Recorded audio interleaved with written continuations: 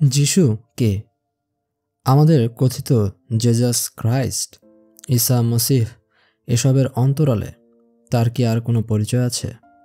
তিনি কি অতিমানব, ঈশ্বরের পুত্র, মাতা মেরির সন্তান, অসুস্থ ব্যক্তিকে আরোগ্যদানকারী, মৃত ব্যক্তিকে জীবনদানকারী এক অলৌকিক ক্ষমতাপ্রাপ্ত মসিহ, যিনি সবাইকে উদ্ধার করার জন্য বহন করে নিয়েছিলেন দুঃখ, যন্ত্রণা ও রক্তে মাখা ক্রুশ?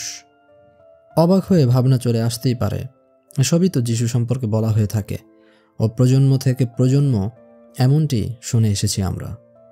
কিন্তু এসবের অন্তরালে যিশু যে মুক্তি ও ভালোবাসার বাণী দিয়ে সহজ ও সাধারণ সত্যকে ইশারা করতে চেয়েছিলেন, তা যেন ইতিহাসের মলিন ধুলোর মাঝে আটকে পড়ে আছে বহুকাল ধরে। গসপেলে বর্ণিত যিশুর জীবন কাহিনী ও ক্রুশবিদ্ধকরণ এসবের কাহিনী আমাদের প্রায় কম বেশি সবারই জানা আছে। এতে নতুন কিছু তেমন নেই, বরং এটি আমরা এত পরিমাণে শুনতে শুনতে অভ্যস্ত হয়ে গেছি যে যিশুর বাণী ও তার জীবন নির্বাহের অভ্যন্তরে থাকা গভীর কোহিনূরগুলো সম্পর্কে আমরা বিস্মৃত হয়ে বসে আছি। তাই যিশুর জীবন বৃত্তান্ত আমি ভিডিওতে বলার পরিবর্তে তার অন্তর্নিহিত সত্তাজাত প্রজ্ঞামালা ও এর সাথে প্রাসঙ্গিক তথ্যাবলী সংযুক্ত করে আমি এই বর্ণনার মাঝে ধরার চেষ্টা করব। আশা করি এখান থেকে সম্পূর্ণ নতুন একটি দৃষ্টিভঙ্গি যিশুর প্রতি আপনাদের জন্মাতে পারে। সাম্প্রতিক যুগের প্রারম্ভে রোমানদের রাজত্বকালে জুরিয়া নগরীতে নাজারাত শহরের গ্যালিলি অঞ্চলে জোশুয়া নামক এক তরুণ ইহুদি বালক, যাকে গ্রিক ভাষ্যে জেজাস বলে ডাকা হতো, তিনি এক আলোকপ্রাপ্ত প্রাজ্ঞজনে পরিণত হন। তিনি কর্মসূত্রে ছিলেন একজন কাঠমিস্ত্রি। খুব তরুণ বয়স থেকেই তার মধ্যে আধ্যাত্মতার পিপাসা অঙ্কুরিত হতে শুরু করে। সেই সূত্র ধরে তখনকার সময়ে বিদ্যমান থাকা হিব্রু ধর্মগ্রন্থ থেকে শুরু করে অন্যান্য ধারার গ্রন্থগুলোও তিনি বেশ ভালোভাবে রপ্ত করেন। প্রায় 28 বছরের কাছাকাছি সময়ে যিশুর জীবনের মোড় সম্পূর্ণরূপে ঘুরে যায়। তিনি আরও আধ্যাত্মিকতার প্রতি ঝুঁকে পড়েন। তার মন এক সূক্ষ্ম ঈশ্বর বোধের ভালোবাসায় নিজেকে সমর্পিত করে দেয়। সেই চরম ও পরম বোধ থেকেই তার মাঝে ভালোবাসার জয়গান প্রতিধ্বনিত হতে থাকে। যিশুর 12 বছর বয়স থেকে 28 বছর, মতান্তরে 29 বছর বয়স পর্যন্ত তার কোনো কাহিনী জানা যায় না। তাই এ ব্যাপারে কোনো মন গড়া অনুমান না করে আমরা সে সময়কার পারিপার্শ্বিক রাজনৈতিক সামাজিক অবস্থাটা একটু বোঝার চেষ্টা করব। তাহলে যিশুর সাথে ঘটে যাওয়া আলোকপ্রাপ্তির ও পরবর্তীতে তার কর্মকাণ্ডগুলো স্পষ্ট করে আমরা বুঝতে সক্ষম হব। যিশু যে সময়টিতে অবস্থান করছিলেন সে সময়টিতে রাজনৈতিক অস্থিরতা ও সামাজিক অস্থিতিশীলতা বেশ প্রকট আকার ধারণ করেছিল। তিনি এই ব্যাপারটি সম্পর্কে বেশ ভালোভাবেই সচেতন ছিলেন। রোমান শাসকের আধিপত্য, বিপ্লবীদের বিদ্রোহ, স্বাধীনতা পাবার এক সংঘর্ষময় টানাপোড়েনযুক্ত পরিস্থিতির মাঝে তার মন অন্য এক মুক্তির খোঁজে ব্যাকুল হয়ে উঠেছিল। তার সে সময় হয়তো গভীরভাবে মনে হয়েছিল শান্তি এবং ইচ্ছার শুভ্রতা এসবের আবির্ভাবের সম্ভব একমাত্র একক ব্যক্তির মাঝে উদ্ভাসিত হয়ে ওঠা ভালোবাসার বোধের মাধ্যমে। তখনকার রাজনৈতিক অস্থিরতা, গোলযোগ, সামাজিক অস্থিরতায় সবারই মন চাইবে শান্তির সেই শুভ্র সোনালি রেখা দেখার জন্য। কিন্তু এটা কিভাবে অর্জিত হবে তার প্রচেষ্টা করতে গিয়ে যিশু দেখলেন শাসক, বিপ্লবী ও জনগণের মাঝে তুমুল সংঘর্ষ, রক্তপাত, হানাহানি, একজনকে সরিয়ে অপরজনের কর্তৃত্ব প্রতিষ্ঠা ইত্যাদি ইত্যাদি। এসবের মূল সমস্যা হিসেবে যিশু দেখলেন প্রত্যেক ব্যক্তির মাঝে জমে থাকা যন্ত্রণা, ক্ষোভ ও হৃদয়ের তিক্ততা। তাই যিশুর মন ছটফট করতে থাকলো এমন একটি পথ খুঁজে পাবার জন্য, যাতে করে এই হৃদয়ে থাকা যন্ত্রণার উপশম ঘটে গিয়ে ভালোবাসাময়, প্রশান্তিপূর্ণ ও রসময় অভিজ্ঞতায় সকলে পরিপূর্ণ হয়ে ওঠে। এরই পরিপ্রেক্ষিতে যিশু তাই একান্তে নিরালায় তার অভিযাত্রায় বেরিয়ে পড়লেন, যেখানে আপন হৃদয়ই হয়ে উঠবে আলোর মশাল ও নিজেকে খুঁজে পাবার অব্যর্থ হাতিয়ার, যা দিয়ে তার চারপাশের সংঘর্ষময় পরিবেশে আসবে শান্তি ও প্রশান্তির সুবাস। অভিযাত্রায় বেরিয়ে পড়ার পর পথিমধ্যে জন দ্য ব্যাপটিস্টের সাথে তার সাক্ষাৎ ঘটে। যখন চারদিকে বিদ্রোহ, রক্তপাত, হানাহানির আগুন ছড়িয়ে পড়েছিল, তখন তারই মতো আরও অনেক প্রজ্ঞাবানেরা ছিলেন, যারা কিনা ভালোবাসা, মৈত্রী, প্রার্থনা ইত্যাদি সদ্গুণগুলোর চর্চায় নিজেকে ব্যাপৃত রেখেছিলেন। এদের মধ্যে অনেকেই আধ্যাত্মিক বিভিন্ন সংঘের অন্তর্ভুক্ত ছিলেন। অ্যাসিনিস, নস্টিক ইত্যাদি হলো এদের মধ্যে থাকা দুটি উল্লেখযোগ্য নাম। এছাড়াও এমন আরও অনেকেই ছিলেন যারা শহর থেকে দূরে বনে বাজারে সন্ন্যাসী ধারায় ঈশ্বরের আরাধনায় জীবন কাটাতেন। তারা মনে করতেন মানুষের মুক্তি রয়েছে আধ্যাত্মিক জাগরণে এবং আপন হৃদয় মাঝে থাকা ভালোবাসার শক্তিতে জ্বলে ওঠার মধ্য দিয়ে। এরকম একাকী নিমগ্ন সাধুদের মধ্য থেকে জন ছিলেন অন্যতম। তিনি ব্যাপটিস্ট নামে সকলের কাছে পরিচিত ছিলেন, কেননা যারা আধ্যাত্মিক অনুসন্ধানে আগ্রহী পিপাসুদেরকে তিনি জর্ডান নদীর তীরে পানিতে চুবিয়ে তথা ব্যাপটাইজ করে আত্মশুদ্ধির অন্যান্য প্রক্রিয়াগুলো সম্পন্ন করার মাধ্যমে দীক্ষা দিতেন। জন দ্য ব্যাপটিস্টের মূল শিক্ষাই ছিল অতীতে কৃতকর্মের জন্য হৃদয়ের অন্তঃস্থল থেকে অনুশোচনা বোধ করা ও পরবর্তীতে আন্তরিক প্রার্থনার মধ্য দিয়ে ঈশ্বরের মাঝে লীন হবার মাধ্যমে একজনের আত্মিক প্রায়শ্চিত্ত করা। জর্ডান নদীর তীরে দাঁড়িয়ে জন দ্য ব্যাপটিস্টের এই আহ্বান ও বাণী যিশু শুনেছিলেন এবং এটা তার হৃদয়ে বেশ গভীরভাবে প্রভাব বিস্তার করে ফেলে। তিনি এর মূল্য বুঝতে সমর্থ হন। অতঃপর রূপকধর্মী এই ব্যাপটাইজ প্রক্রিয়া তিনি সম্পন্ন করেন। যিশু যখন সন্ত জনের কাছ থেকে ব্যাপটাইজড হচ্ছিলেন তখন তিনি এক অপরিসীম প্রশান্তি, ভালোবাসার উল্লাসময় আনন্দে ভরে উঠেছিলেন। তার পথযাত্রায় সত্যের প্রথম ঝলক তিনি প্রাপ্ত হলেন। তার পুরো শরীর ও মন জুড়ে আনন্দের ফুলগুধারা প্রবাহিত হয়ে চলল। এই আনন্দের স্রোত যিশুর অন্তর্দৃষ্টিতে আলোকোজ্জ্বল একটি সাদা ঘুঘু পাখি হয়ে ডানা ঝাপটাতে ঝাপটাতে তার হৃদয়ে এসে প্রবেশ করল। সেই সময় থেকে যিশু যেন পরম সত্যের প্রতি তীব্র এক টান অনুভব করতে লাগলেন ও পরমানন্দে সিক্ত হতে লাগলেন। যিনি তাকে এত কিছু অর্পণ করলেন তার স্মরণে পুরোপুরি লীন হবার জন্য তিনি একাকী নির্জনতার মাঝে মগ্ন হবার প্রয়োজন অনুভব করলেন। তাই তিনি শহর থেকে অনেক দূরে পাথুরে এক পরিত্যক্ত মরুভূমিতে নিজের সব কিছু পরিত্যাগ করে একাকী ঈশ্বরের আরাধনায় লীন হতে ও নিজের মাঝে তার আসল স্বরূপ সন্ধানে যাত্রা করলেন।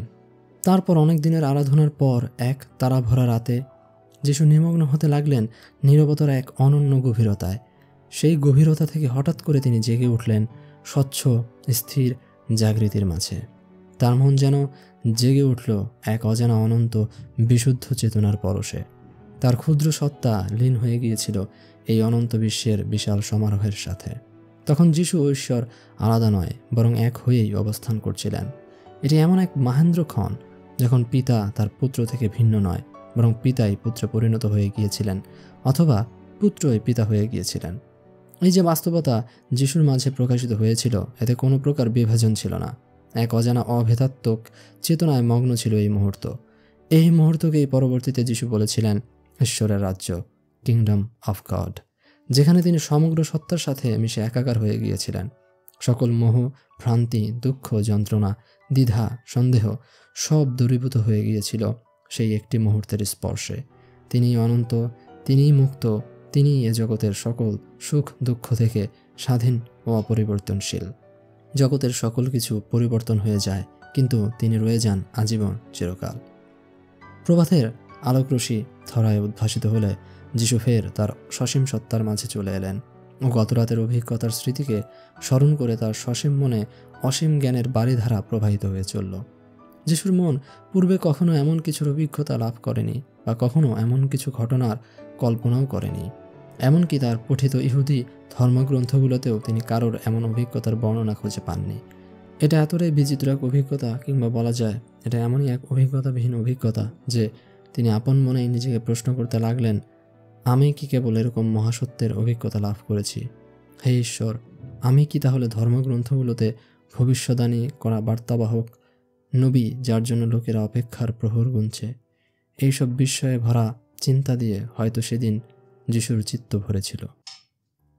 কেনই বা থাকবে না? প্যালেস্টাইনের সেই সময়কাল ও পরিস্থিতি অনুযায়ী একজন তরুণ কাঠমিস্ত্রির বেড়ে ওঠা ও ইহুদি ঐতিহ্যের শিক্ষা দীক্ষার পাঠ অনুসারে তিনি খুব কমই অন্যান্য অঞ্চলের জ্ঞান সম্পর্কে ধারণা লাভ করতে পেরেছিলেন। ইহুদি ঐতিহ্যের ধারা থেকে আসা আলোকপ্রাপ্ত জনদের লেখাগুলোতে আধ্যাত্মিক গুরুতাত্ত্বিক বিষয় থাকলেও তা অত বিস্তৃত আকারে পাওয়া যায় না। এছাড়া আরও অন্যান্য স্থানের আধ্যাত্ম ধারার অভিজ্ঞতা যেমন বেদান্ত, বৌদ্ধ, জৈন, প্লেটনিক, পিথাগোরীয় ইত্যাদি জ্ঞানের সাথে যিশু হয়তো পরিচিত হওয়ার সুযোগ পাননি, যার ফলে তার সাথে ঘটে যাওয়া এই সুন্দরতম অভিজ্ঞতার প্রকাশকে তিনি একমাত্র তার সাথেই ঘটেছে বলে অনুমান করে নিয়েছিলেন। কিন্তু এখনকার আধুনিক যুগের মতো সকল তথ্য একসাথে একই জায়গায় পাবার মতো সুব্যবস্থা ছিল না, যার ফলে যিশুর এরকমটি মনে করা মোটেই বিচিত্র নয়। এ কারণেই তিনি বারবার নিজেকে এই প্রশ্ন করতে লাগলেন, আমাকেই হয়তো মানুষকে উদ্ধার করার জন্য মনোনীত করা হয়েছে। কেনই বা আমি, যারা সত্যের পিয়াসী, তাদেরকে আমার বাণী শোনাব না? কেনই বা আমি তাদের বার্তাবাহক হব না? যিশু তার ধ্যানমগ্ন উল্লাস ও তার সাথে ঘটে যাওয়া অভিজ্ঞতা নিয়ে প্রার্থনায় আরও কিছুদিন বনে জঙ্গলে নিমগ্ন হয়ে রইলেন। এরপর তিনি জেরুজালেম শহরে ফিরে আসলেন। তারপর শহরের প্রসিদ্ধ মন্দিরের সিঁড়িগুলোর ধাপ বেয়ে বেয়ে উপরে উঠতে লাগলেন। এক পর্যায়ে তিনি মন্দিরের একেবারে চূড়াতে পৌঁছানোর পর সেখান হতে পুরো শহরের দৃশ্য, মানুষের যাতায়াত, ঘরবাড়ি স্পষ্টরূপে দেখতে পেলেন। তারপর বিস্ময় নিয়ে ভাবতে লাগলেন, আমি তো এই সব কিছু, অথচ আমি এই দৃশ্যমান সকল কিছুর ঊর্ধ্বে। কে এই এমনতর কথা আমলে নেবে? আমি নিজেই তো আমলে নিতাম না যদি না আমার সাথে এমনটি ঘটত। এমনই প্রজ্ঞা আমার মাঝে উন্মোচিত হয়েছে যে আমি কিভাবে অন্যকে এই প্রাপ্তির কথা বলবো, তাদেরকে বোঝাবো। তার চেয়ে বরং আমার এই শারীরিক জীবন আমি এখনই শেষ করে দিই। এই মায়াময় জগৎ থেকে নিজেকে নিষ্কৃতি দিয়ে আমার অনন্ত গৃহে প্রত্যাবর্তন করি। এরকম অনুভব কেবল যিশুর নয়, কেবল আলোকপ্রাপ্ত জন্যই অনুভব করেন।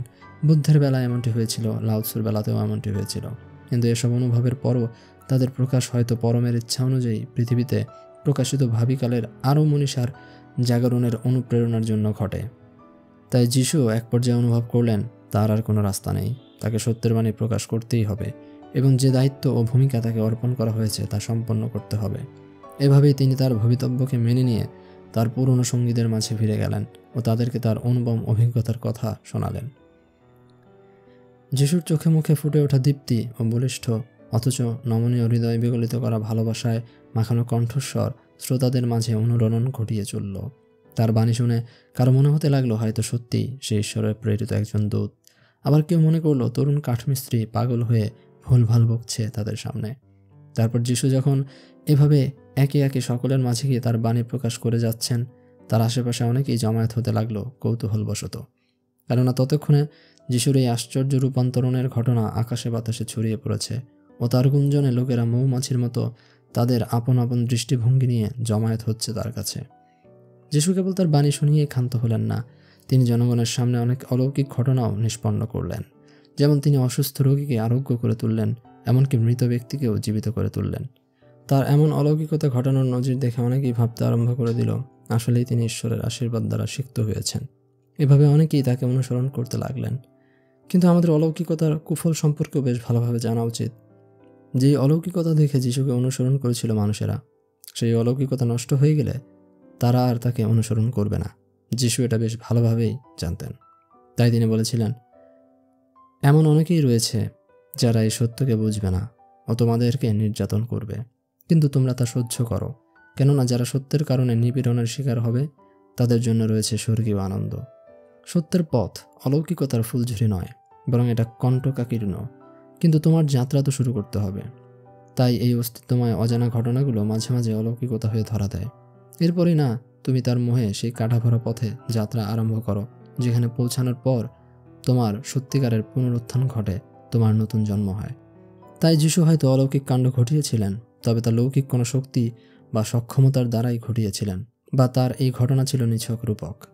কিন্তু এক অর্থে তিনি মানুষের গহীন মর্মস্পর্শী দিকের মনোজাগতিক চিকিৎসা করেছিলেন। সেই চিকিৎসাটা কি তা আমরা ঘটনার পরিক্রমা অনুসারে জানতে পারব। আপাতত চলুন যিশুর অগ্রযাত্রাকে এগিয়ে নেওয়া যাক। যিশুর কর্মকাণ্ড ইতিমধ্যেই ছড়িয়ে পড়তে শুরু করেছে। কেউ তাকে মনে করছে তিনি ঈশ্বরের আশীর্বাদ লাভ করেছেন, কেউ মনে করছে তিনি একজন নবী, কেউ বা তাকে মনে করছে অলৌকিক নিরাময়কারী একজন বৈদ্য। আবার কেউ কেউ ভাবছে তিনি একজন বদ্ধ উন্মাদ, যিনি আগে স্বাভাবিক মানুষ ছিলেন, এখন পাগল হয়ে গেছেন ও ভুলভাল বকে চলেছেন। এভাবে যিশুকে কেন্দ্র করে বিভিন্ন মিশ্র প্রতিক্রিয়ার সম্মিলনে তিনি পরিণত হলেন কুখ্যাত জনপ্রিয় একজন সমালোচিত ব্যক্তিত্বে।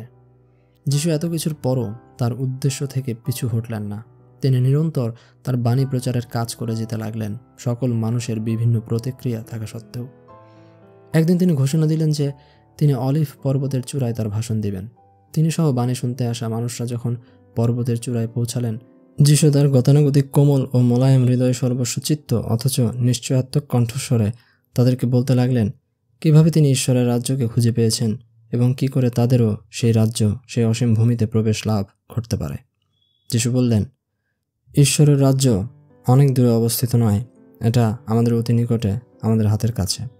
তোমরা যারা ঈশ্বরকে সত্যি সত্যি কামনা করো, তাকে না পাওয়ার বেদনা অনুভব করো, শূন্যতা অনুভব করো এবং তোমাদের মধ্যে যাদের হৃদয়ে রয়েছে দারিদ্র্য, একমাত্র তারাই তার সাক্ষাৎ লাভ করে ধন্য হবে। ঈশ্বরের রাজ্য একমাত্র তারই যারা তার সামনে শিশুর মতো হয়ে প্রবেশ করবে। যারা ঈশ্বর আকাঙ্ক্ষায় বেদনায় জর্জরিত হয়েছে, তাদের হৃদয় তার স্পর্শে শীতল হয়ে উঠবে। যারা তাকে প্রাণপণ কামনা করেছে ও অনুসন্ধানে নিজেদেরকে ব্যাপৃত রেখেছে এবং নিজেদের হৃদয়কে বিশুদ্ধ করেছে, তাদের তৃষ্ণার নিবারণ ঘটবে ও সকল ক্ষুধার উৎকণ্ঠার নিবৃত্তি ঘটবে। যিশু আরও তাদেরকে বললেন, হৃদয়ের পরিশুদ্ধতা ঘটানোর জন্য প্রথমে অতীত ভুল কর্মের জন্য তোমাদেরকে প্রায়শ্চিত্ত করতে হবে। আর সকল ভুল কর্ম, চিন্তা যা ভালোবাসার পথে প্রতিবন্ধকতা সৃষ্টি করে, তা সমূলে উৎপাটিত করার জন্য দৃঢ় প্রতিজ্ঞাবদ্ধ হতে হবে। যখন তোমাদের হৃদয় পরিশুদ্ধ হয়ে উঠবে ও মন সম্পূর্ণরূপে তার প্রতি সমর্পিত হবে, তখন তোমরা ঈশ্বরের সাক্ষাৎ লাভ করবে। যদি তোমরা বুঝে থাকো যে সকল মানুষই ঈশ্বরের অংশ, তার প্রতিরূপ, তাহলে তোমরা একে অপরের সাথে সংঘর্ষে লিপ্ত হবে না, বরং তোমরা পরস্পরের সাথে সন্ধি ও মৈত্রীর বন্ধন স্থাপন করবে। এরকম মৈত্রী স্থাপনকারী শান্তির বাহকেরা হলো সত্যিকারের ঈশ্বরের পুত্র। কিন্তু ভেবে না যে এরকম কাজ খুব সহজ। পথিমধ্যে তোমরা অনেককেই পাবে যারা এসব বুঝবে না এবং তারা তোমাদেরকে নিপীড়ন করবে, কিন্তু তোমরা সে ব্যাপারে ধৈর্যশীল থেকো। কেননা সত্যের জন্য যারা নিপীড়নকে বরণ করে নিয়েছে, তারা স্বর্গীয় আনন্দে সিক্ত হবে। মানুষের নিপীড়নকে সাদরে বরণ করে নাও, কেননা তোমাদের জন্য রয়েছে আন্তর্জাতিক প্রশান্তি ও স্থিরতা, যা ঈশ্বর বোধের আরও নিকটে তোমাদেরকে নিয়ে আসবে। তিনি তাদেরকে আরও ব্যাখ্যা করে বললেন, প্রাচীন প্রথাগত ইহুদি বিশ্বাস কিংবা মোজেসের নীতি বাতিল করতে নয়, বরং তার পরিপূর্ণতা সাধনের জন্য এবং ঈশ্বরের সরাসরি বোধ জাগ্রত করাটাই তার আসলে উদ্দেশ্য। যিশু বলেন, নীতিনৈতিকতা কেবল বাধ্যবাধকতা হিসেবে মেনে নিয়ে পালন করা নয়, বরং এর উদ্দেশ্য হলো হৃদয় ও মনকে পুতপবিত্র করে তোলা। কারণ ঈশ্বরের সাথে সাক্ষাতের পূর্বে মনোজাগতিক চিন্তা ও দ্বন্দ্বের অস্থিরতা, হৃদয়ে জমে থাকা ক্ষোভ, ক্রোধ, ঘৃণা, লালসা ইত্যাদি হতে নিষ্কৃতি প্রয়োজন। মন ও হৃদয়ের দোলাচাল যতক্ষণ থাকে ততক্ষণ ব্যক্তি স্থির হতে পারে না। ফলস্বরূপ তার মাঝে ঈশ্বরের আগমন ঘটে না। পাত্রে জল ভরার আগে পাত্রকে বিশুদ্ধ করে নিতে হয়। মন ও হৃদয় হলো সেই পাত্র, যেই পাত্রে ঈশ্বরের আবির্ভাব ঘটে। কিন্তু সেই পাত্র মনোজাগতিক দ্বন্দ্ব ও হৃদয়ের কলুষতা দিয়ে খোলা হয়ে থাকলে তাতে স্বচ্ছ, শুভ্র, ঐশ্বরিক শক্তি প্রবেশ করতে পারে না। তাই নীতিনৈতিকতা ধর্মীয় প্রথাগত প্রচলিত রীতিনীতির একক উদ্দেশ্য ছিল একমাত্র ঈশ্বরের সান্নিধ্য লাভ করা। ঈশ্বরের জন্য নীতিনৈতিকতা, নীতিনৈতিকতার জন্য ঈশ্বর নয়। কেননা ঈশ্বরে গিয়ে সবকিছু নাশ হয়ে যায়, যেমনভাবে যিশুর সসীম সত্তা নাশ হয়ে গিয়ে অনন্ত বিশালতার মাঝে জেগে উঠেছিল। তাই ঈশ্বরের জন্য যার তীব্র তাড়না রয়েছে, যার আত্মিক ক্ষুধা রয়েছে, সেই বুঝবে এসব রীতিনীতির মূল্য, কিংবা বলা যায় সে তার মতো করে অন্তর্জাগতিক আপন শৃঙ্খলায় স্বতঃস্ফূর্তভাবে জীবনকে ধারণ করবে। কেননা সে জানে এর মূল্য। তার কাছে সবার আগে ঈশ্বর, বাকি সব নগণ্য হয়ে থাকবে। এর ফলে তার আপন রীতিতে চলার পথটিও আপনা থেকেই সহজ হয়ে উঠবে, যা অন্যের কাছে দুর্গম পথ বলে মনে হতে পারে। যিশুর বর্ণিত উপদেশগুলো তাই সেই উদ্দেশ্যেই দেওয়া, যেন মানুষেরা প্রতি মুহূর্তে ঈশ্বরের স্মরণ থেকে বিচ্যুত না হয়। কেননা মন ও হৃদয় যে কোনো মুহূর্তে ধোঁকায় পর্যবেসিত হতে পারে। তাই এই নীতিগুলো তার বিপরীত হাতিয়ার হিসেবে অর্পণ করা হয়েছিল।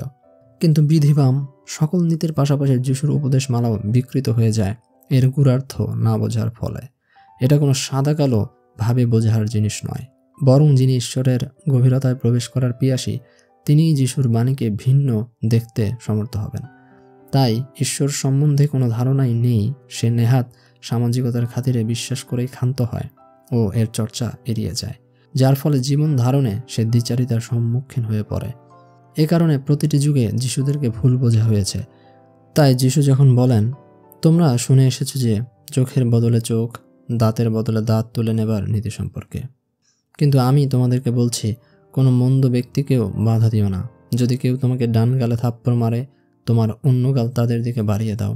যদি কেউ তোমাকে ধোঁকা দিয়ে তোমার শার্ট ছিনিয়ে নেয়, তাহলে তাকে তোমার কোটও দিয়ে দাও। যদি কেউ তোমাকে 1 মাইল পথ হাঁটতে বাধ্য করে, তার সাথে আরও 2 মাইল পথ হাঁটো। যে তোমার কাছে কিছু চায় তাকে দাও, এবং যে তোমার কাছ থেকে ঋণ গ্রহণ করতে চায় তাকে ফিরিয়ে দিও না। তখন আমাদের এই উপদেশ অসম্ভব ও কঠিন বলে মনে হয়। আমাদের আচরণের বিপরীত এই নীতিগুলো মনে হয়। তাই পুরনো নীতিকে পুঁজি করে ক্ষমতায় বসা লোকজনদের এসব মোটেই ভালো লাগে না। তারা তখন যিশুকে শুলে চড়িয়ে দেয়, অথচ যিশুর মৃত্যুর পর তার বাণী নিয়ে ফের বিশ্বাস তৈরি হয়। কিন্তু এই চর্চা অস্তিত্বের অন্তরালে চলে যায়, যা ছিল সত্যের দুয়ারে পৌঁছাবার উপায় মাত্র। তাই যে কোনো বাণীর গভীরে গিয়ে দেখতে হয় কী উদ্দেশ্যে তা বলা হয়েছিল, আর এটি একমাত্র সেই করতে পারে যার ঈশ্বরের প্রতি রয়েছে গভীর অনুসন্ধিৎসা ও আকুলতা। তারাই যিশুর পিতার সাক্ষাৎ লাভ করবে। যিশু অলিভ পর্বতের চূড়ায় থেকে সামনে উপস্থিত থাকা লোকজনদেরকে প্রার্থনা সম্পর্কে বলতে গিয়ে বলেন, প্রার্থনা মানুষের চাওয়া পাওয়া পূরণের জন্য নয়, বরং মনকে ঈশ্বর সম্বন্ধে জাগৃতি অবস্থার মাঝে প্রবেশ করানোর জন্য করতে হয়। এটা কেবল তার প্রতি এবং একমাত্র তার প্রতি নিবেদিত, কেননা প্রার্থনার একমাত্র পুরস্কার কেবলমাত্র তিনিই। যিশু আরও বলেন, ঈশ্বরকে তোমাদের পরম প্রিয় পিতা হিসেবে ভাবো, তাকে প্রতি মুহূর্তে স্মরণ করো ও তার নামের সঙ্গীত আপন হৃদয়ে ধ্বনিত হতে দাও। যখন তুমি একাকী নিরালায় তার কাছে প্রার্থনা করবে, তাকে বলো তোমার জন্য তার রাজ্যের প্রবেশদ্বার উন্মুক্ত করে দিতে। তাকে বলো, হে আমাদের পিতা, তুমি ছাড়া আসমান জমিনে আর কেই বা আছে? তোমার নামই পবিত্র ও বিশুদ্ধ। যদি তোমার ইচ্ছা হয়, কেননা তোমার ইচ্ছারই প্রকাশ এ আসমান জমিন সর্বত্র প্রতিফলিত হয়, তাহলে আমাকে তোমার রাজ্যে প্রবেশের অনুমতি দাও। আজকের দিনের জন্য আমাদের ভরণ পোষণের রুটি রুজির ব্যবস্থা করো। আমাদের অতীত পাপ পঙ্কিলতাকে ক্ষমা করে দাও, যেমন করে আমরা আমাদের বিরুদ্ধে করা লোকজনদের পাপগুলোকে ক্ষমা করে দিয়েছি। আমরা যেন কামনা বাসনায় তাড়িত না হয়ে সকল প্রকার কুচিন্তা থেকে মুক্তি লাভ করি। তার দিকে আমাদেরকে নিয়ে চলো, যাতে করে আমরা তোমার অসীম রাজ্যে প্রবেশ করতে পারি এবং তোমার ক্ষমতা ও মর্যাদা সম্পর্কে প্রজ্ঞা লাভ করতে পারি। ঈশ্বরকে ভালোবাসা নিয়ে বলতে গিয়ে যিশু বলেন, যদি তুমি সত্যিকার অর্থেই ঈশ্বরকে ভালোবাসো, তোমার মনও ঈশ্বরের সাথে একাত্ম হয়েই থাকবে। আর যদি তুমি এ দুনিয়া এ সংসারকে ভালোবাসো, তোমার মনও এ সংসারের সাথেই বিজড়িত হয়ে থাকবে। তোমার মন কখনো একই সাথে দুই দিকে অগ্রসর হতে পারে না।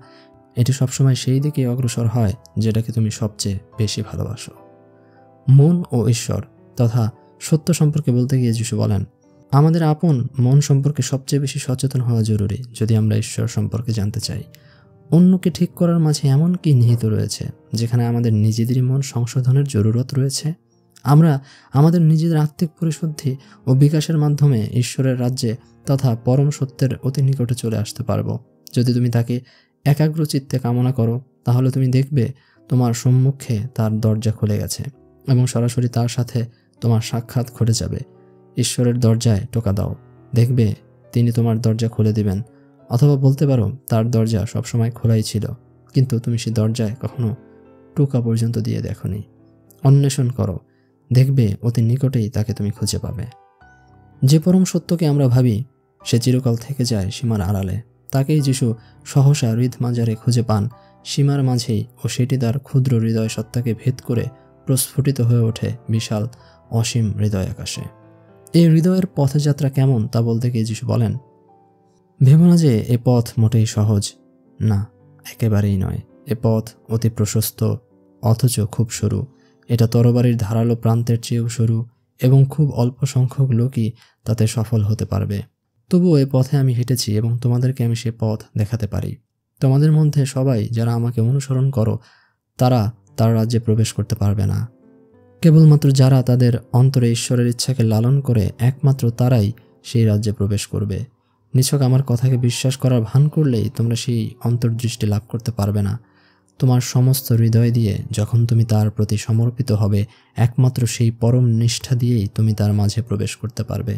এভাবে যখন তিনি পর্বতের চূড়াতে তার বাণী সমাপ্ত করলেন, তখন সমবেত সকলে অবাক লোচনে হতবাক হয়ে চেয়ে থাকলো যিশুর প্রতি এবং তাদের হৃদয়ে গুঞ্জরিত হতে থাকলো সেই বাণী। এই বাণী কোনো পড়ালেখা করা জ্ঞানী ব্যক্তি কিংবা ধর্মের পুঁথিকপ যেন চর্বিত চর্বণ নয়, বরং একজন অভিজ্ঞতাপ্রাপ্ত আলোকপ্রাপ্ত ব্যক্তির বাণী, যা তার কথার নিশ্চয়ক সুরের মাঝে প্রমাণিত হয়। পরবর্তীতে বাণী শুনবার পর লোকজনরা যখন চলে গেলেন, তখন যিশু তার কয়েকজন প্রবল অনুসন্ধিৎসু শিষ্যের কাছে ঈশ্বর ও মানুষের প্রকৃতি নিয়ে আরও গূঢ় ব্যাখ্যা প্রদান করলেন। যিশু তাদেরকে যা বর্ণনা করলেন তার মধ্য থেকে সাম গ্রন্থে আমরা এর কিছু নিদর্শন পাই। তিনি বলেন, মানুষ হলো ঈশ্বরের পুত্র, আর এটা সত্য যে আমরা ঈশ্বর হতে জন্ম লাভ করেছি এবং আমরাই হলাম ঐশ্বরিক সত্তা, তাই আমরাই হলাম তিনি। যখন আমি বলি আমি ঈশ্বরের পুত্র, তার মানে এই যে পিতা আমার মাঝে রয়েছেন এবং আমি পিতার মাঝে রয়েছি। তিনি হলেন আমি আর আমি হলাম তিনি। প্রকৃতপক্ষে আমি এবং পিতা উভয়ই হলাম এক। যখন তুমি তোমার সত্য উপলব্ধি করতে সক্ষম হবে, তখন তুমিও বুঝে যাবে ঈশ্বরের সাথে তোমার একাত্মতা। তথাপি পৃথিবীতে বসবাসকারী সত্তা হিসেবে আমরা হলাম ঈশ্বরের পুত্র, কারণ এই সমগ্র পৃথিবী সেই এক অনন্ত অসীম পিতা হতে জন্ম লাভ করেছে ও এর মাঝে আমরা জীবনযাপন করি, চলাফেরা করি এবং আমাদের সত্তাকে ধারণ করি। তিনি তার শিষ্যদেরকে আরও বলেন, কেউ কেউ হয়তো আমার কথা বুঝবে এবং ঈশ্বর লাভের আপন পথে তোমরা অগ্রসর হবে।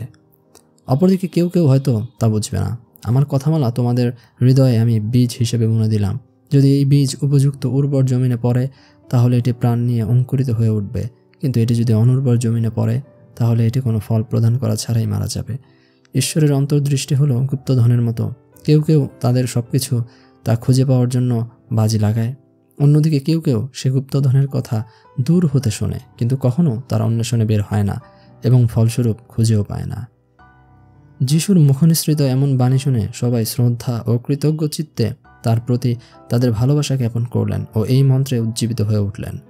যিশু এরপর তার কিছু শিষ্যদের সাথে করে টায়ার ও সিডন সমুদ্র তীরে এবং সেখানকার কিছু গ্রাম ও অঞ্চলে গিয়ে যাদের সাথে সাক্ষাৎ করলেন তাদেরকেই তার বাণী প্রচার করলেন।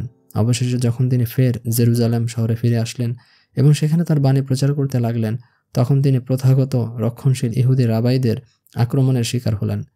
স্বাভাবিকভাবে যিশুর বাণী সে সময়কার প্রতিষ্ঠিত ধর্মীয় কথাবার্তা থেকে ভিন্ন আঙ্গিকের ও বিপ্লবাত্মক ছিল, তাই তৎকালীন ইহুদি ধর্মীয় প্রতিষ্ঠানগুলোর ধার্মিক নেতারা তার বিরুদ্ধে চলে যান। যিশুর বাণী যে তাদের মূল্যবোধকে অস্বস্তিতে ফেলে দিয়েছিল ও জ্ঞানকে প্রশ্নবিদ্ধ করেছিল, সে কারণেই তারা তাকে নিয়ে ভীত হয়ে পড়ে। তারা চাইছিল যে করেই হোক এই লোকের বাণী প্রচার করা বন্ধ করতে। তারা যিশুর বিরুদ্ধে এই অপবাদ রটিয়েছিল যে শিশুরা যিশুর কথা শুনে নষ্ট হয়ে যেতে পারে, অথচ যিশু নিজেই বলতেন, শিশুর মতো না হয়ে উঠলে কেউ ঈশ্বরের রাজ্যে প্রবেশ করতে পারবে না। কি পরিহাসজনক অপবাদ! যিশুরা শিশুর বাণী শুনে বিভ্রান্তিতে জড়িয়ে পড়বে। এভাবে যিশু অন্যান্য আলোকপ্রাপ্ত ব্যক্তিদের মতোই একই সমস্যাতে নিপতিত হলেন। কি করে তিনি এই অবাঙ্গ মানুষ গোচরম সত্যকে ভাষায় প্রকাশ করবেন? কি করে তিনি আগেই জ্ঞানে পরিপূর্ণ হওয়া মনকে এই জ্ঞানের ঊর্ধ্বজাগতিক প্রজ্ঞা সম্পর্কে সচেতন করবেন? প্রথাগত উচ্চশিক্ষায় শিক্ষিত এইসব লোকরা কেনই বা যিশুর মতো ভ্যাগাবন্ডের কথা শুনতে যাবেন? যারা সমাজের উচ্চস্থানীয় অসংখ্য লোকের নিয়ন্ত্রক, তাদের অবশ্যই সে সময় যিশুর এরকম নিশ্চয়াত্মক বাণী ভীতির সঞ্চার করেছিল এবং সেই সাথে তাদের অহংকারেও আঘাত করেছিল। ফলস্বরূপ যিশুকে কি করে হটানো যায় সে পরিকল্পনাও হতে চলল তলে তলে। অপরদিকে যিশু বাণী প্রচার করতে গিয়ে বুঝে গেলেন যে যেই পাত্র আগে থেকেই মদে পরিপূর্ণ সেই পাত্রে নতুন মদ ঢালা একেবারেই দুঃসাধ্য একটি কর্ম। তাই তিনি তাদেরকেই তার বাণী প্রদান করতে মনস্থ করলেন যারা বিনয়ী, মুক্তবুদ্ধিসম্পন্ন এবং জানতে আগ্রহী। এত কিছুর পরও তিনি মাঝে মাঝে আবদ্ধ, রক্ষণশীল, জড়বুদ্ধিসম্পন্ন লোকদের সাক্ষাৎ লাভ করেছিলেন, যারা ধর্মগ্রন্থের দোহাই দিয়ে ও সেখানকার পুঁথি আউড়িয়ে যিশুর বাণী খণ্ডন করার চেষ্টা করত, এর পরিপূর্ণ দিক বিচার না করেই। এসব মানুষদের মধ্যে ছিলেন তৎকালীন পণ্ডিত ব্যক্তি, রাবাই, নেতৃত্ব, স্থানীয় লোকেরা। ঐতিহাসিক দিক অনুযায়ী এক জাদুময়ী কারণে ধার্মিক ও রাজনৈতিক নেতারা হাতে হাত রেখে কাজ করেন। সম্ভবত তারা অন্য কোনো কিছু নিয়ে মাথা ঘামাতে চান না। তাদের মাথা ব্যথা হলো নিজেদের ক্ষমতা ও অন্যের আলোকময় বাণীকে পুঁজি করে গদি ধরে রাখা। তাই যিশুর মতো একজন নিরীহ মানুষকে তার সাধারণ সত্য পাবার ঘোষণার কথা তাদের বদ হজমের কারণ হয়ে গিয়েছিল। পরিণতিস্বরূপ এই সকল মানুষরা মিলে যিশুকে সরানোর ফন্দি ফিকির সম্পন্ন করে ফেললেন।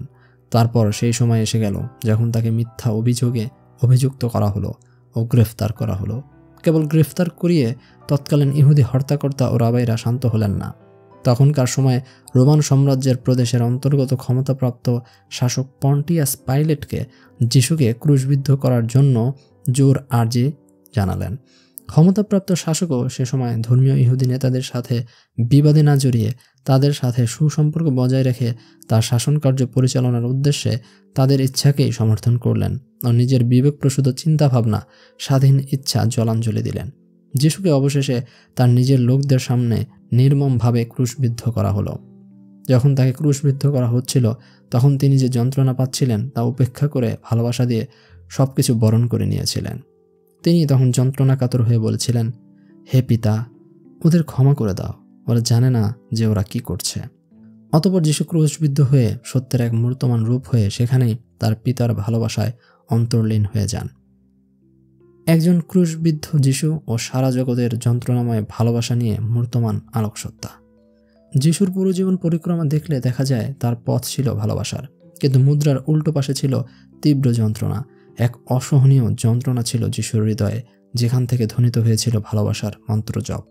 এমনভাবে যন্ত্রণার পরাকাষ্ঠাতে দাঁড়িয়েও নির্মল হৃদয়ে ক্ষমা করে যেতে পারার উজ্জ্বল দৃষ্টান্ত ছিলেন তিনি। জীবনের পথ চলতে চলতে মানুষের মনে জন্ম নেয় যন্ত্রণা, গ্লানি, কষ্ট, শত্রুর আঘাতে, ঘৃণায় ক্ষতবিক্ষত হয় হৃদয়। একজন খুনি যে কেড়ে নিয়েছে তার পরিবার পরিজনকে, যে ছোটবেলা থেকে আপন পরিবারের হাতে নিগৃহীত হয়েছে, এত সব কালিমার দাগ নিজের উপর থেকে সে সরাবে কি করে? কি করে ভুলে যাবে অতীতে ভূতের মতো তাড়া করে ফেরা সেই অশরীরী অতীত? হয়তো অতীতের অবস্থা, ব্যক্তি, প্রতিশোধ নেবার প্রেক্ষাপট সব বদলে গেছে, কিন্তু এই মানসিক ট্রমা সে তো ব্যক্তিকে তাড়া করে বেড়াচ্ছে। কি করে এই যন্ত্রণা থেকে উদ্ধার পেতে পারে একজন মানুষ? অতঃপর যিশু বলে উঠলেন, তোমার হৃদয়ে জমে থাকা যন্ত্রণার ভার আমার উপর ছেড়ে দাও। তোমার সকল যন্ত্রণা আমার। আমি তোমাদের হয়ে ক্রুশ বহন করে চলব আজীবন। আমার হৃদয়ে তোমার সমস্ত ঘৃণা, আক্রোশ, প্রতিশোধ, স্পৃহা সমর্পিত করে দাও। দেখবে তোমার হৃদয় হালকা হয়ে উঠবে, তুমি নতুন আলোকে প্রবেশ করবে। যিশু যদি আজও অবস্থান করতেন, তিনি হতে পারতেন এক বিশাল মনোচিকিৎসক, কেননা তিনি রন্ধ্রে রন্ধ্রে টের পেয়ে গিয়েছিলেন মানুষের হৃদয়ে জমে থাকা যন্ত্রণার ব্যাপারে। শুধু তাই নয়, তারও যন্ত্রণা ছিল, কিন্তু সেদিনের ব্যাপটিজমে তিনি যে প্রশান্তি, ভালোবাসার সতেজতা লাভ করেছিলেন, সেখান থেকে তিনি অনুধাবন করতে পেরেছিলেন এই পৃথিবীর প্রতিটি মানুষের অজ্ঞতাজনিত বিচ্ছিন্নতার ভয়াল রূপ সম্পর্কে। তখন থেকেই তিনি তার ক্রুশ বহন করে চলছেন। লোকদের জন্য তার একটি মূল বাণী ছিল, তোমরা নিজেদেরকে ক্ষমা করে দাও, তোমাদের হৃদয়কে একটু খালি করে দাও, ভালোবাসো, যন্ত্রণাকে পেলে পুষে বড় করো না, এটিকে প্রতিস্থাপিত করো ভালোবাসা দিয়ে। আজকালকার আধুনিক মনোবিজ্ঞানে আমরা ট্রমার কথা শুনতে পাই ও ব্যক্তিকে বিভিন্ন পদ্ধতি প্রয়োগ করে তাকে হিল করার চেষ্টা করি। অথচ যিশু অনেক আগেই মানব মনের গভীরের এই যন্ত্রণা বোধকে আবিষ্কার করে তাদের মানসিক হিলিং করে গেছেন। এই হিলিং আর কিছুই নয়, ভালোবাসা, যার চরম দৃষ্টান্ত ছিল যিশুর ক্রুশবিদ্ধ হওয়া অবস্থাতেও ভালোবাসার নজির স্থাপন করে যাওয়া। যিশুর ভালোবাসার উৎস ছিল মানবজাতির গভীর যন্ত্রণা। তাই কোনো ব্যক্তি যদি গভীরভাবে ভেতরে ভেতরে আত্মগ্লানি, অপরাধ বোধে ভুগে থাকে, তার একমাত্র আশ্রয়স্থল হিসেবে যিশুর হৃদয়ের তুলনা মেলা ভার। এটাই যিশুর কৃতিত্ব, অনন্যতা, মহানুভবতা। অথচ যিশুকে কেন্দ্র করে যে খ্রিস্ট ধর্ম গড়ে উঠেছে তা নিতান্তই বাহ্যিক। যিশু সবার আত্মগ্লানি, যন্ত্রণা বহন করেছেন মানে এই নয় যে যিশুকে তোমার প্রতারণা কর্মকাণ্ডের অংশ করে নিজে পালিয়ে বেড়ানো। যিশু তার ক্রুশ নিয়ে এই বোঝাতে চেয়েছিলেন যে আমি যেমন নিজের যন্ত্রণাকে ক্ষমা করে দিয়ে পুরো মানবজাতির গভীর যন্ত্রণার ক্রুশ গ্রহণ করে নিলাম ও ভালোবাসলাম, তেমনি তোমরাও তোমাদের আপন যন্ত্রণা, পাপ, অনুতাপের অগ্নিতে পুড়িয়ে তোমাদের ক্রুশ গ্রহণ করে নাও এবং ভালোবাসার সিক্ততায় সিক্ত হয়ে ওঠো। যিশুর ভালোবাসার কথা বলা সহজ, কিন্তু হয়ে ওঠাটা খুবই দুষ্কর। তাই নিজের গভীরে না তাকিয়ে, আপন প্রতারণাগুলো না দেখে কেবল গতানুগতিক পুঁথির অনুসরণ করলে নিজের মাঝে ভালোবাসা জাগানো সম্ভব নয়। যিশুকে বোঝাও সম্ভব নয়। ক্রুশ আরও পরের কথা। ক্রুশ মানে হলো সমগ্র মানবের যন্ত্রণা, আমারই যন্ত্রণা। আমার যন্ত্রণাকে ভালোবাসা দিয়ে উপশম করা মানে পুরো মানব জাতিকে উপশম করা। নিজেকে ক্ষমা করা মানে পুরো মানব জাতিকে ক্ষমা করে দেওয়া। সমগ্র মানব জাতি আমার অংশ, তাই তাদের যন্ত্রণার জন্য আংশিকভাবে আমিও দায়ী।